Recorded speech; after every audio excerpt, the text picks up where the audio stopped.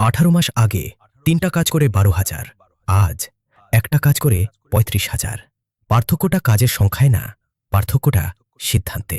একদিন সেই চাচাই দোকানে এলেন নাতনির জন্য পোশাক কিনতে। দোকানে তখন ভিড়, সে ব্যস্ত। চাচা কিছু বললেন না, শুধু পোশাক কিনে চলে গেলেন। সে দেখল, কিন্তু কিছু বলল না, শুধু হালকা একটু হাসল। সেই হাসিটা রাগের ছিল না, অহংকারেরও না, এটা ছিল বোঝার হাসি। যে মানুষটা একসময় বলেছিল ব্যবসা বোঝে না, সে এখন সেই ব্যবসা থেকেই কিনছে। 1. বেশি কাজ মানেই বেশি আয় না, সঠিক কাজে সঠিক মনোযোগ, এটাই আসল অঙ্ক।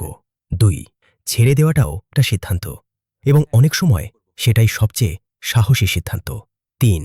বিক্রি আর লাভ এক জিনিস না। যে এই পার্থক্যটা বোঝে সে টিকে থাকে, যে বোঝে না সে শুধু ব্যস্ত থাকে।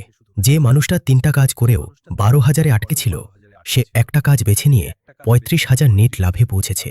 দোকান ভাড়া, কর্মীর বেতন, সব খরচ বাদ দিয়ে টাকাটা বাড়েনি, শুধু ঘুম বেড়েছে, পরিবারকে সময় দিতে পারছে, আর নিজের উপর বিশ্বাসটা সেটা ফিরে এসেছে। পরিশ্রম কমেনি, কিন্তু পরিশ্রমটা এখন একটা জায়গায় পড়ছে। আপনিও কি এখন 3টা কাজ একসাথে টানছেন?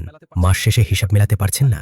একবার থামুন, তালিকা বানান, দেখুন কোনটায় আপনি আসলে ভালো, কোনটায় মানুষ আপনাকে ফিরে খোঁজে।